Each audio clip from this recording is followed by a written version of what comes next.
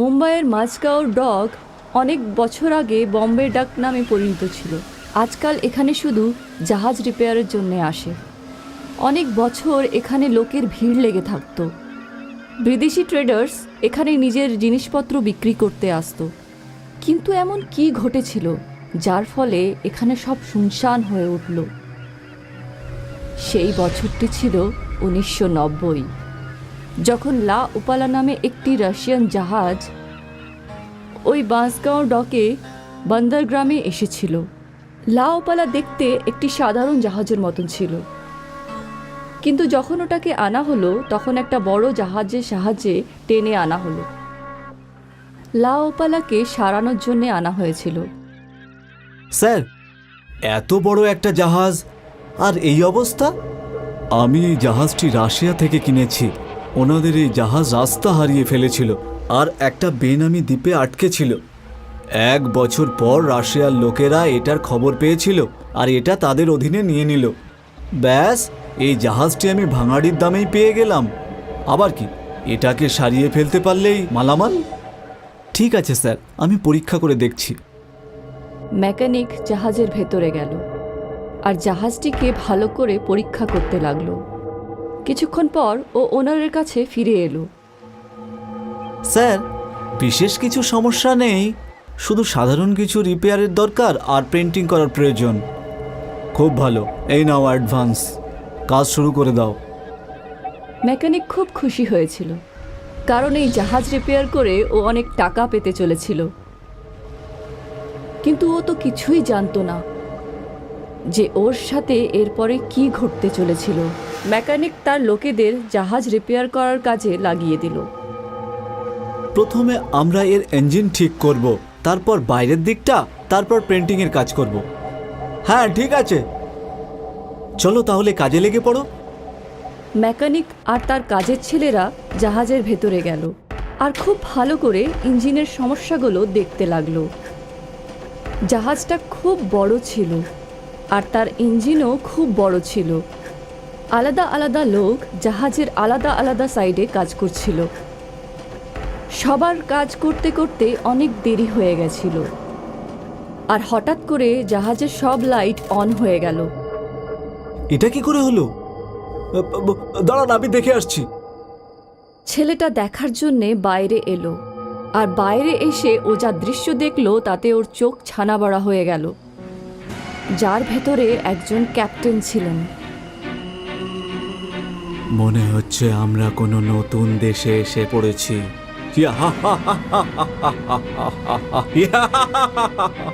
ছেলেটি দৌড়াতে দৌড়াতে ভেতরে চলে এলো। ওখানে ওখানে ওখানে ভূত আছে। কি? হ্যাঁ, ক্যাপ্টেন আর ওর লোকজন। কি আজে বাজে বকছো? দেশি মদ খেয়ে এসছো নাকি?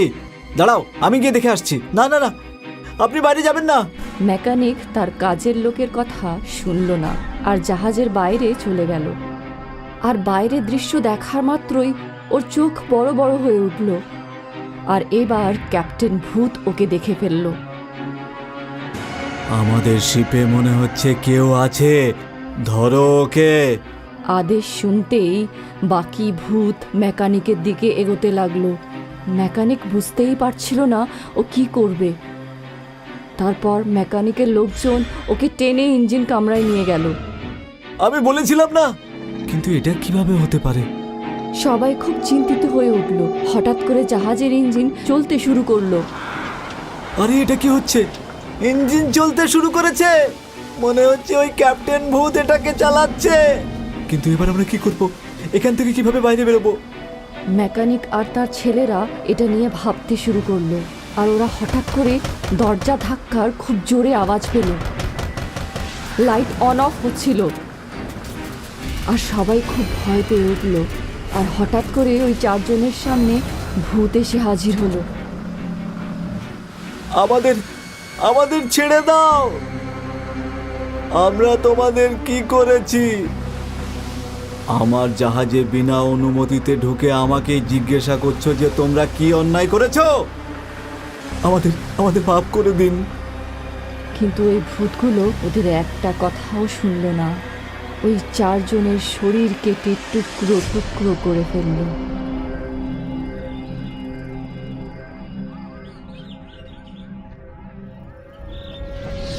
পরের দিন সকালে যখন জাহাজের মালিক তার লোকেদের সাথে জাহাজে পৌঁছালো, তো সবকিছু দেখে অবাক হয়ে উঠল। উনি বুঝতে পারছিলেন না যে রাত্রে কি হয়েছিল। মালিক চিন্তায় পড়ে গেল, এইসব আসলে কেন ঘটল। তারপর উনি ওনার এক চাকরকে ডাকলেন। শোনো, আজ রাতে তুমি এই জায়গাটা পাহারা দেবে, কিন্তু মনে রাখবে তুমি কোনো মতেই এখানে আসবে না। দূরে বন্দর থেকেই জাহাজের ওপর নজর রাখবে, আর কাল সকালে তুমি আমাকে সব খুলে বলবে। ঠিক আছে কর্তা। চাকরটি তার মালিকটির কথা শুনে একটি নির্দিষ্ট জায়গায় চেয়ার নিয়ে বসে পড়ল আর একটা দূরবীন দিয়ে জাহাজের দিকে দেখতে থাকলো। এখনো পর্যন্ত তো কোনো গোলমাল আমি দেখতে পেলাম না। এই কর্তা বাবুও না কি সব অকাজ আমাকে দেয়। ছাড়ো, আমার আর কি, ভালো হয়েছে আমি আমার সঙ্গীকে আমার সাথে নিয়ে এসেছি। আমার পুরো রাতটা এই জমিয়ে তুলবে। চাকর মদের বোতল খুলল এবং মদ খেতে শুরু করে দিল। কিছু সময় পর হঠাৎ করে জাহাজের সব লাইট অন হয়ে গেল। আরে আরে, এটা কি করে হলো? চাকরটি ভালো করে দেখতে লাগলো। কিছু তো গোলমাল নিশ্চয়ই আছে। আমার মনে হচ্ছে আমি এখানে বসে মদ খাচ্ছিলাম আর ওখানে কোনো চোর এসে জাহাজে লুটপাট চালাচ্ছে। আমি নিজে গিয়েই দেখে আসি। চাকরটি মদের নেশায় এসে তার মালিকের সমস্ত কথা ভুলে গেল, যে ওকে জাহাজের ওপরে যেতে বারণ করা হয়েছিল। চাকরটি জাহাজের ওপরে চড়ে পড়ল। আরে চোর, আমি জানি তোরা সবাই এখানেই লুকিয়ে আছিস, কিন্তু যতক্ষণ আমি এই জাহাজে আছি তোরা এখান থেকে একটা কড়িও নিয়ে যেতে পারবি না। এটা আমার মালিকের জাহাজ, বুঝতে পারলি? তোর মালিকের? এটা আমার জাহাজ, আর আমারই থাকবে। এরকম বলে ক্যাপ্টেন ভূত চাকরটিকে তার গলা ধরে শূন্যে তুলে ধরল আর ওখানেই ওর গলা টিপে মেরে ফেলল। এটা আমার জাহাজ। নিজের চাকরের লাশ দেখে মালিক তো একেবারে চমকে উঠল। তখন উনি বুঝতে পারলেন কিছু একটা সমস্যা তো নিশ্চয়ই আছে। উনি ভাবতে শুরু করলেন, আমি একে বারণ করেছিলাম যে তুই জাহাজে আসবি না, কিন্তু এ আমার কথা শুনলই না। এবার আমি কি করব? যদি অন্য কাউকে ডাকি আর সেও যদি এইভাবেই মারা যায়? না না, আমার নিজেকেই কিছু একটা করতে হবে।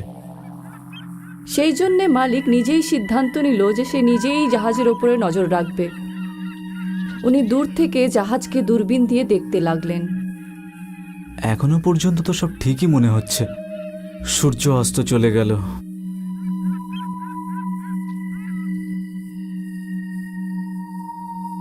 আর হঠাৎ করে জাহাজের সব আলো জ্বলে উঠল। এটা কি? মালিক দূরবীন দিয়ে সবকিছু দেখলো, তো জাহাজের ওপরে কিছু লোক দেখতে পেলেন। এরা কারা? উনি আরো ভালো করে দেখতেই অবাক হয়ে উঠলেন যে ওরা কেউ মানুষ ছিল না, ওরা সবাই ভূত ছিল, যারা সবাই খুব জোরে জোরে হাসছিল। মালিক বুঝতে পেরে গেলেন যে সবার মৃত্যু কেন ঘটেছিল। পরের দিন সকালে মালিক একটা তান্ত্রিক বাবাকে ডাকলেন। তান্ত্রিক বাবা জাহাজের ওপরে বসে পূজা করতে লাগলেন। ওম ভ্রীম ক্লীম ভূত প্রত্যঙ্গায়ং নমঃ। ওই তান্ত্রিক সূর্য ডোবার পর পর্যন্তই ওখানে ছিলেন, আর মালিক দূর থেকে দূরবীনের সাহায্যে সবকিছু দেখতে লাগলেন। লাইট জ্বলে উঠল, আর মালিক যেটা দেখলেন তাতে ওনার চোখ ছানা বড়া হয়ে উঠল। ক্যাপ্টেন ভূত একটা লোহার ডান্ডা দিয়ে তান্ত্রিকের বুকে ছেদ করে দিল।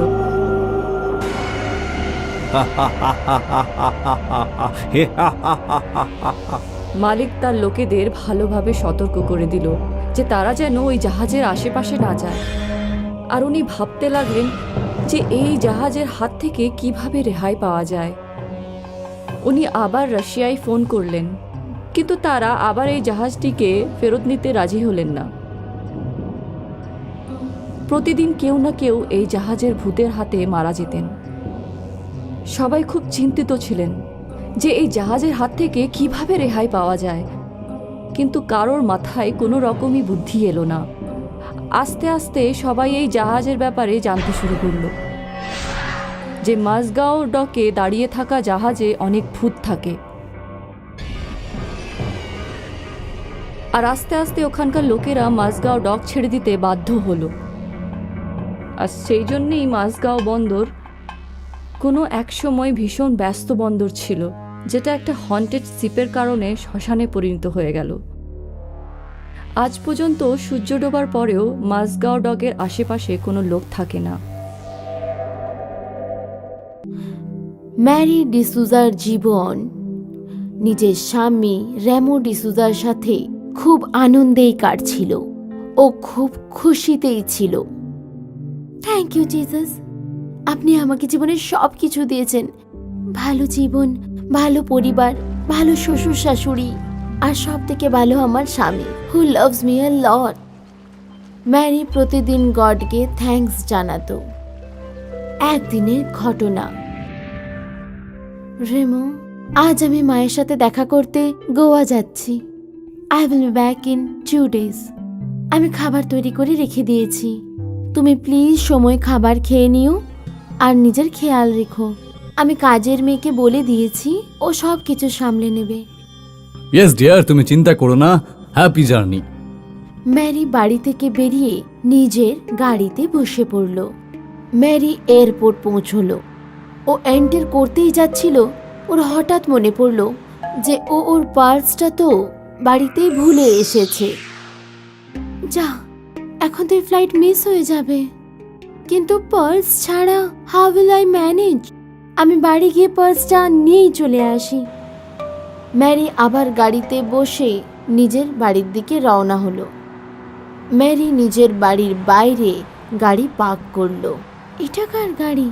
মনে হয় রেমোর কোনো বন্ধু এসেছে। যেই না ম্যারি ঘরের ভেতরে ঢুকলো, ম্যারি চমকে গেল, কারণ রেমো একটা মেয়েকে কিস করছিল। রেমো! ম্যারি, ম্যারি, আমার কথাটা শোনো। আমি তোমার কোনো কথা শুনতে চাই না।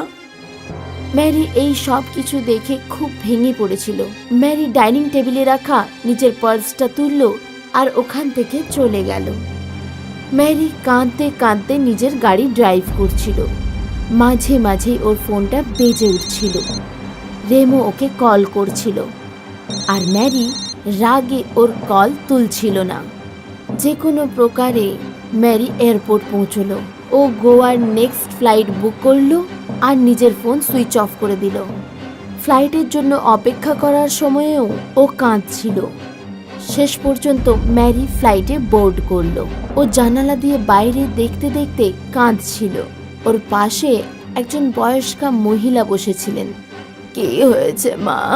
কোনো সমস্যা হয়েছে নাকি? না আন্টি, কিচ্ছু হয়নি। আর তারপর ম্যারি নিজের খেয়ালে হারিয়ে গেল। বিয়ের দিনটা ম্যারির মনে পড়ছিল। আর তারপর আর গত রবিবার যখন ও জানতে পারলো যে ও প্রেগনেন্ট, ও কিভাবে এটা করতে পারলো? ও আমাদের বাচ্চার ব্যাপারেও একবারও ভাবলো না। আর যদি এই বাচ্চাটাই পৃথিবীতে চলে আসে, তাহলে কি আমি ওকে একা বড় করতে পারবো? আমি আমার বাচ্চাকে রেমোকে তো একেবারেই দেব না। ম্যারির মাথায় আলাদা আলাদা খেয়াল আসছিল, আর ওর ব্লাড প্রেশার বাড়তে শুরু করলো। আর হঠাৎই ওর অ্যাটাক এসে গেল। হেল্প, হেল্প, এই মেয়েটার অ্যাটাক এসেছে। সঙ্গে সঙ্গে এয়ার হোস্টেস ওখানে এলো। ও ম্যারির বেল্টটা খুলে দিল, ওর জামা কাপড় একটু আলগা করে দিল। এই ফ্লাইটে কোনো ডক্টর রয়েছে? Any doctor on the flight? একজন ডক্টর ম্যারির কাছে দৌড়ে এলেন। উনি ম্যারির নার্ভস চেক করলেন, কিন্তু দেরি হয়ে গেছিল। উনি আর বেঁচে নেই। ম্যারি ফ্লাইটেই মারা গেছিল। আর সেই দিন থেকেই ম্যারির আত্মা এই ফ্লাইটেই থাকে। যখনই ফ্লাইট টেক অফ করে, তখন যাত্রীরা ম্যারির কান্নার আওয়াজ শুনতে পায়। ফ্লাইট অ্যাটেন্ডেন্টরা অনেক খোঁজার চেষ্টা করে, কিন্তু ওরা বুঝতে পারেনি যে কে কাঁদে। প্রায়শই যাত্রীদের এরকম মনে হয় যে ওনাদের পাশের সিটে কেউ বসে রয়েছে। ম্যাম, এখানে কিছু একটা গন্ডগোল আছে। কেউ কেউ আছে এখানে? একটি মেয়ে যে কান্নাকাটি করছে। না স্যার, ওই সিটটা একেবারেই খালি। সেটা তো আমিও দেখতে পাচ্ছি, কিন্তু এখানে একটা কিছু গন্ডগোল আছে। আপনি দয়া করে আমার সিট চেঞ্জ করে দিন। এয়ার হোস্টেসদের প্রায়ই যাত্রীদের সিট বদল করাতে হতো। একবার এই ফ্লাইটটা রাতে উড়ছিল। ম্যারি যে সিটে বসেছিল তার পাশের সিটে একটা মেয়ে বসেছিল। ও নিজের ইয়ারফোনে মিউজিক শুনছিল, ও মিউজিক এনজয় করছিল। আর হঠাৎ ওর চোখ পাশের সিটের দিকে গেল আর ও না! কি হয়েছে ম্যাডাম? ওই মহিলা একটা ভয়ানক মুখ। কেউ তো নেই ম্যাডাম ওখানে। না, এখানে একটা মহিলা এক্ষুনি ছিল, উনি কাঁদছিলেন। ম্যাম রিল্যাক্স, আপনি আপনি আমার সাথে আসুন। এয়ার হোস্টেস ওই মেয়েটিকে জল খাওয়ালো আর ওনার সিট বদল করে দিল। ম্যাম, আপনি এখানেই বসুন, আর যদি কোনো সমস্যা হয় আমি এখানেই রয়েছি। কি হলো? কে চেঁচামেচি করছিল? একটা মেয়ে, ও ওই আত্মাকে দেখেছে। তা ও কি ওই সিটে বসেছিল? না, ওর পাশের সিটে। জানি না কি হবে, কে জানে এই গন্ডগোল থামবে কবে। আর এইবারে তো এয়ার হোস্টেসও ম্যারিকে দেখতে পেল। ও না! বাঁচাও! এয়ার হোস্টেস ওখানেই অজ্ঞান হয়ে গেল। এয়ার হোস্টেস নিজের সিনিয়রের সাথে কথা বলল। স্যার, ইনি সেই লেডি যিনি ফ্লাইটে মারা গেছিলেন। কিন্তু এটা কি করে হতে পারে? একজন মেয়ে মারা যাওয়ার পর আবার ফিরে আসতে পারে কি করে? এটা ওনার আত্মা। কি আজে বাজে বকছো? তুমি একজন শিক্ষিত মহিলা হয়েও এসব আত্মাটাত্মার কথা বলছো? স্যার, আমি যদি নিজে না দেখতাম তাহলে আমি একেবারেই বিশ্বাস করতাম না। স্যার, এটা সত্যি, ওই মহিলার আত্মা এই প্লেনেই এখনো রয়েছে। ওনার আওয়াজ এখনো আমরা শুনতে পাই, আর যাত্রীরা তো এখন দেখতেও পায় ওনাকে। কোনো রকম কোনো দুর্ঘটনা ঘটার আগে আপনি প্লিজ কিছু করুন। দেখছি আমি কি করা যেতে পারে। ওই অফিসার নিজের এক বন্ধুকে কল লাগালো আর ওনাকে সব কিছু বলল। মনে হচ্ছে এবার তুইও আত্মার উপর বিশ্বাস করতে শুরু করে দিয়েছিস। না, আমি এখনো মানতে চাইছি না, কিন্তু আমার প্লেনে যে ঘটনা ঘটছে তার জন্যই আমি বিশ্বাস করতে বাধ্য হয়েছি। তাই আমি তোর কাছে সাহায্য চাইছি, কারণ তুই হলি আমার একজন নর্মাল এক্সপার্ট। এবার তুই আত্মা যে আছে সেই বিষয়ে নিশ্চয়ই বিশ্বাস করবি। ঠিক আছে, আমি আসছি। ওই প্যারানর্মাল এক্সপার্ট নিজের বন্ধু আর এয়ার হোস্টেসের সাথে ওই ফ্লাইটে এলো। আচ্ছা, আপনি কি এটুকু বলতে পারবেন যে ওই মহিলার সঙ্গে আসলে হয়েছিল কি? যতদূর আমার মনে পড়ছে, ওই মহিলা ফ্লাইটে ওঠার পর থেকেই কেঁদেই চলেছিলেন। তারপর 2 ঘন্টা পরে ওনার পাশে বসে থাকা মহিলা সাহায্যের জন্য ডাকছিলেন। যখন আমি ওখানে গেলাম তখন উনি জোরে জোরে নিঃশ্বাস ফেলছিলেন, আর যতক্ষণে ডাক্তার পৌঁছলেন ওখানে উনি মারা গেছিলেন। আচ্ছা, তার মানে ও এই ফ্লাইটেই মারা গেছিল? হ্যাঁ, এখানে এই সিটে। ওর নাম কি ছিল? ম্যারি ডিসুজা। আমি আমার মেশিনের সাহায্যে এটুকু তো জানতে পারি যে ও এখানে আছে কি নেই, কিন্তু ওকে এখান থেকে বের করাটা আমার সাধ্য না। ওর জন্য একজন পাদ্রীকে ডেকে আনতে হবে তোমাদের। ওই প্যারানর্মাল এক্সপার্ট নিজের এনার্জি মেশিন অন করলো, আর যেই না ও ম্যারির সিটের কাছে পৌঁছলো তখন ওর মেশিন জোরে জোরে সাইরেন বাজাতে শুরু করলো। এটা একদম সত্যি যে ম্যারি এখানেই আছে। এখন আমরা কি করব? ও কারোর ক্ষতি তো করে না, কিন্তু ওকে মুক্তি দেওয়াটা খুবই প্রয়োজন মনে হচ্ছে। আমি একজন পাদ্রীকে চিনি, উনি আমাদের সাহায্য করতে পারেন। পরের দিন প্যারানর্মাল এক্সপার্ট একজন পাদ্রীকে নিয়ে এলেন। ফাদার, মহিলাটির নাম হলো ম্যারি। ও এমনিতে তো কারোর কোনো ক্ষতি করে না, কিন্তু ওর আত্মার উপস্থিতির জন্য মানুষেরা খুব ভয় পায়। Let me see how I can help you. পাদ্রী নিজের এক হাতে রোজরি আর দ্বিতীয় হাতে একটা ক্রস নিয়ে ম্যারির পাশের সিটে বসে প্রেয়ার করতে শুরু করলেন। ম্যারি, আমি জানি তুমি এখানেই আছো। তুমি আমার সঙ্গে কথা বলতে পারো। এটাও হতে পারে যে আমি তোমার সাহায্য করতে পারি। আর তারপর কিছুক্ষণ পরে পাদ্রী একটা অদৃশ্য জিনিসের সাথে কথা বলতে শুরু করলেন। ফাদার, ম্যারির সঙ্গে কি হয়েছিল? ওহ, শি ওয়াজ হ্যাপি, কিন্তু ওর হ্যাপিনেস স্যাডনেসে বদলে যায় যখন ফাদার ম্যারির সাথে ঘটিত ঘটনাটা বললেন। আর তারপরেই ফ্লাইটে ওর অ্যাটাক আসে আর ও মারা যায়। ও নো, এবার আমরা ম্যারির হেল্প কিভাবে করতে পারবো? ম্যারি মারা গেছে, কিন্তু ওর এখনো ওর মাকে নিয়ে খুবই চিন্তা হয়। ম্যারির মা ওর জন্য সবকিছু ছিল।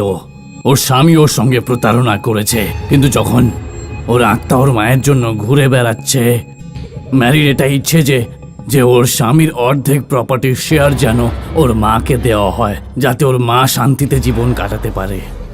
কিন্তু এটা কিভাবে সম্ভব? আমাদের চিন্তা করার কোনো দরকার নেই। লোকেরা ম্যারিকে ফ্লাইটে শুধু দেখতেই পায়, কিন্তু ও শুধু ওর স্বামীকেই ভয় দেখায়।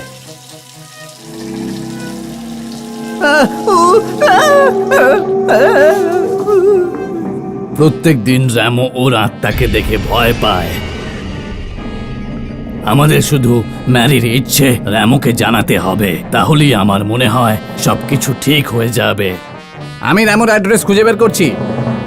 জনি, প্যারানর্মাল এক্সপার্ট আর পাদ্রি রেমোর বাড়ি পৌঁছলেন। র্যামো, আমি জানি যে ম্যারি তোমাকে ভয় দেখায়, আর এর কারণ তুমি ভালো করেই জানো। হ্যাঁ আমি জানি, আমি ওর সঙ্গে প্রতারণা করেছি আর ও তারই প্রতিশোধ নিচ্ছে আমার থেকে। নো মাই সান, নো। ম্যারি একটা ভালো আত্মা, ও প্রতিশোধ নিচ্ছে না। ও তোমাকে ওর নিজের ইচ্ছে জানাতে এসেছে। তুমি যদি ওর ইচ্ছে পূরণ করে দাও, তাহলে ও মুক্তি পেয়ে যাবে। কিরকম ইচ্ছে? ম্যারি ওর মাকে খুব ভালোবাসতো। ম্যারি ছাড়া ওনার আর কেউ নেই। তাই এখন ম্যারি চাই যে তুমি তোমার প্রপার্টির অর্ধেক শেয়ার ওর মাকে দিয়ে দাও, যাতে ওর মা সারা জীবনটা ভালোভাবে কাটাতে পারে। ম্যারি, আমায় ক্ষমা করে দাও ম্যারি, আমায় ক্ষমা করে দাও। নিশ্চয়ই করবে, তুমি শুধু ওর ইচ্ছেটা পূরণ করে দাও। হ্যাঁ ফাদার, আমি ম্যারির ইচ্ছে নিশ্চয়ই পূরণ করে দেবো ফাদার। রেমো নিজের প্রপার্টির অর্ধেক অংশের কাগজপত্র ম্যারির হাতে রেখে দিলেন, আর ওখানে ম্যারির আত্মা এসব দেখে খুব খুশি হয়ে গেল, আর ম্যারি মুক্তি পেয়ে গেল।